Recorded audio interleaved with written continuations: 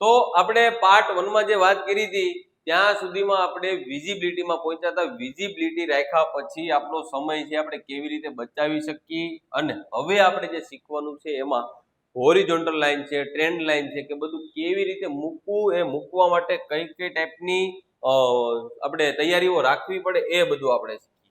તો અત્યારે જે આપણે શીખીએ છીએ એ છે હોરિઝોન્ટલ લાઈન.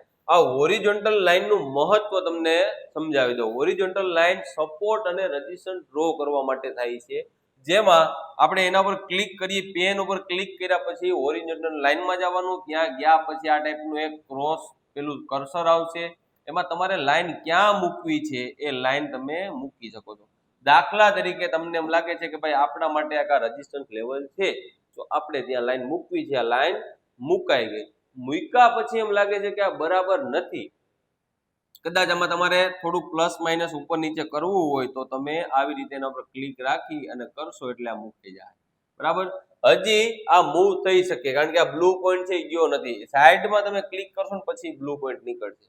હવે તમારે બીજી કોઈ લાઈન ડ્રો કરવી છે, હોરિઝોન્ટલ લાઈન જ, તો પાછું હોરિઝોન્ટલ લાઈન ઉપર ક્લિક કરી અને આ ટાઈપનું કર્સર આવશે, જેમાં તમે જ્યાં તમારે સપોર્ટ કે રેઝિસ્ટન્સ ડ્રો કરવા હોય તે તમે આવી રીતે કરી શકો છો. તો હોરિઝોન્ટલ લાઈન મૂકવા માટે સપોર્ટ અને રેઝિસ્ટન્સ ક્યાં છે એ તમને ખ્યાલ હોય તો તમે આ લાઈનનો ઉપયોગ કરી શકો છો. નથી તો તમારે થોડોક સમય આપી અને આ બધું શીખવું જોઈએ, એટલે તમે આ લાઈનનો ઉપયોગ કરતા શીખી શકો છો. આગળ આપણે વાત કરીએ કે આપણે માર્કેટને ટ્રેન્ડમાં જોવું છે. માર્કેટ અત્યારે જે ચાલે છે ટ્રેન્ડિંગ ચાલે છે, અપ ટ્રેન્ડ યા તો ડાઉન ટ્રેન્ડમાં. તો અપ ટ્રેન્ડ ડાઉન ટ્રેન્ડમાં ચાલે છે માર્કેટ, ત્યારે આપણે ટ્રેન્ડ લાઈનની જરૂર પડે. ટ્રેન્ડ લાઈનથી આપણે ટ્રેન્ડને માર્ક કરી શકીએ. બરાબર, તો દાખલા તરીકે આપણને જે આપણા પોઈન્ટ મળતા હોય ત્યાં આ ટાઈપનું કર્સર આવશે. પેલા પેન ઉપર ક્લિક કર્યું, ટ્રેન્ડ લાઈન લીધી, પછી આ કર્સર આવે છે એમાં પહેલો પોઈન્ટ આપણે ક્યાં મૂકવો ત્યાં ક્લિક કરી અને પછી એક પોઈન્ટને ખેંચવાનો. જોઈજો, આમાં ડબલ ક્લિક કરશો ને તો જ આ લાઈન મુકાશે, બાકી નહીં મુકાય. તમારે જે રીતે મૂકવી એવી રીતે તમે મૂકી શકો છો. અત્યારે જે આપણે આ લાઈન ડ્રો કરીએ છીએ એ આવી રીતે મૂકી. બે ક્લિક થયા પછી તમે સાઈડમાં ક્લિક કરશો એટલે આ મુકાઈ ગયું. હવે આમાં તમારે કઈ એડિટિંગ કરવું છે, ફેરફાર કરવો છે, તો એના પર ક્લિક કરવાનું. ક્લિક કર્યા પછી જે પોઈન્ટ તમારો મળતો નથી એને તમારે મેળવવા માટેનો પ્રયત્ન કરવાનો. એ પોઈન્ટ મેળવવા માટેની કન્ડિશન શું છે એના માટે તમારે શીખવું જોઈએ યા તો યુટ્યુબ કરવું જોઈએ. પણ અત્યારે તમને જે આ શીખવાડું છું એ આ બધા પ્રયોગ આપણે કેવી રીતે કરી શકીએ, કેવી રીતે મૂકવું, કેટલા ક્લિકની જરૂર પડે એ તમને એક બેઝિક નોલેજ આપું છું, જે ઘણા બધા મિત્રોને ખબર નથી. તો આ છે ટ્રેન્ડ લાઈન. હજી એક ફીચર છે જેને કહેવાય રેક્ટેંગલ.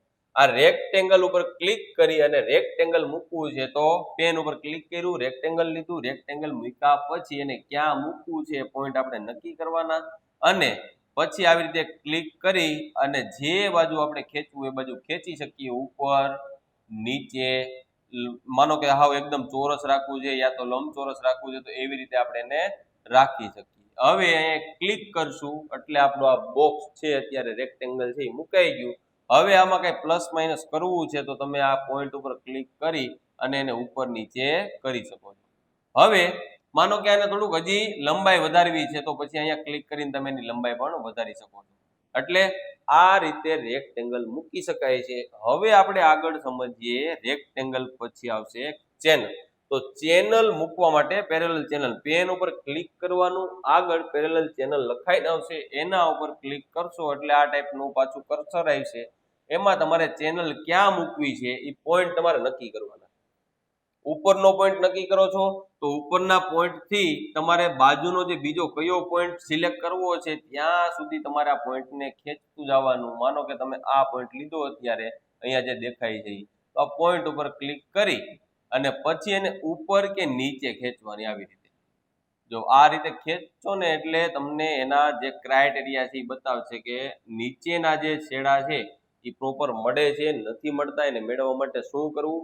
એટલે ચેનલ છે એ ક્રોસમાં કામ કરશે, રેક્ટેંગલ છે એ એકદમ સીધું કામ કરશે. સપોર્ટ અને રેઝિસ્ટન્સ ડ્રો કરવા માટે રેક્ટેંગલનો ઉપયોગ કરી શકાય છે.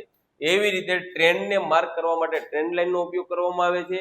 ટ્રેન્ડ લાઇન નથી જોતી એની જગ્યાએ આપણે આ ચેનલ યુઝ કરવી છે તો તમે યુઝ કરી શકો છો. એટલે આ ટાઈપના ફીચર્સ તમને બધા વાપરવા મળશે અને આવી જ રીતે હજી આપણે આગળ ને આગળ શીખતા જાવું ટ્રેડિંગ વ્યૂમાં હજી આના સિવાયની ઘણી બધી ફેસિલિટીઓ આવે છે. અત્યારે તમને એક વાત કરી દઉં, ઘણી વાર અમુક મિત્રોને ખબર નથી હોતી કે આ નીચે શું આવે છે. આપણા ચાર્ટની અંદર ઈ અને ડી બે બતાવતું હોય. આ ઈ અને ડી એટલે શું? ક્યારેક રિઝલ્ટ આવવાનું હોય તો એ રિઝલ્ટ આવે છે, એ રિઝલ્ટ કેવું હતું, પોઝિટિવ કે નેગેટિવ, તો એના માટે આ ઈ છે એ ગ્રીન કાં તો રેડ છે. યાની કે જે અર્નિંગ એનો રેશિયો છે એ કેવો આવ્યો છે એના પર ક્લિક કરશો એટલે તમને એના વિશેની બધી માહિતી આપશે, જે રિઝલ્ટ આવવાનું હતું કેવું આવ્યું. અને બાજુમાં આવશે ડી, તો ડી યાની કે ડિવિડન્ડ, તો ડિવિડન્ડ વિશેની તમને માહિતી મળશે. એની નીચે તમને વાત કરું કે ભાઈ અત્યારે ઘણીવાર ટાઈમ ફ્રેમ છે એ બધાને અલગ અલગ બતાવતી. અહીંયા જે નીચે ટાઈમ ફ્રેમ આવશે ને, ટાઈમ ફ્રેમ બધાને ઘણીવાર અલગ અલગ બતાવે. કોઈને 24 કલાકનો ફોર્મેટ હોય, કોઈને 12 કલાકનો હોય. ઘણીવાર તો આપણું માર્કેટ સવારે 9:15 વાગે ઓપન થતું હોય ને અહીંયા કેન્ડલ બતાવતી હોય 4 વાગ્યાની કે 10 વાગ્યાની. એટલે ખબર નથી રહેતી કે આપણને કયા ટાઈમ મુજબ આપણે અત્યારે જે સેટ છે એ સેટિંગમાં શું ફેરફાર કરવા. તો ત્યારે તમારે તમારા ટાઈમ ઝોનમાં જઈ અને કોલકાતા વાળી જે આપણી ઘડિયાળ છે એના ઉપર સિલેક્ટ કરી એ ટાઈમ ફોર્મેટ આપણું સેટ કરવું જોઈએ, ત્યારે તમે કરી શકશો. અહીંયાથી નથી મળતું તો પછી તમારે કેન્ડલ ઉપર ડબલ ક્લિક કરી અને સેટિંગમાં જવાનું. સિમ્બોલમાં તમને આ ટાઈમનું જે ફોર્મેટ છે એનું સેટિંગ છે એ બધું મળી જાય. એમાં આપણે જે ટાઈમનું ફોર્મેટ જોઈએ છીએ એ કોલકાતા વાળું જે ફોર્મેટ આવે છે એના ઉપર ક્લિક કરશો એટલે ટાઈમનું ફોર્મેટ મળી જાય. એટલે ઘણીવાર આવી નાની નાની માહિતી છે એ આપણને ખબર નથી હોતી. આ કોઈને પૂછવા જાય તો આપણને પ્રશ્ન હું પૂછવો ને ખબર ન હોય તો સામેવાળા વ્યક્તિને તો કઈ આપણે કઈ નથી શકવાના. એટલે અમુક બેઝિક માહિતી જે બહુ જ મહત્વની છે, ખૂબ જ કામની છે, જે ઘણીવાર આપણને યુટ્યુબમાંથી નહીં નથી મળતી, બીજે ક્યાંયથી નહીં નથી મળતી, તો તમે આ વિડીયો દ્વારા શીખી શકશો. આ ટાઈપની માહિતી હજી આપણે આગળ તમારા સુધી પહોંચાડવાનો પ્રયત્ન કરશું. હવે આ સિવાયની કોઈ માહિતી તમારે જોતી હોય, કોઈ વધુ ડીપમાં ચર્ચા કરવા માંગતા હોય કોઈ ટોપિક ઉપર, તો કોમેન્ટમાં જરૂર મોકલજો કે ભાઈ આ ટોપિક ઉપર એક વિડીયો બનાવો.